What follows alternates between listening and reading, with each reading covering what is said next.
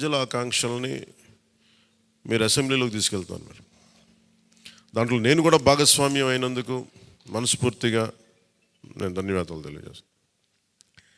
ఒక చిన్నపాటి ఒక మార్పు జరగాలి, ఒకటి సాధించాలంటే ఎంతమంది పని చేస్తే తప్ప ఒక చిన్నపాటి మార్పు రాదు.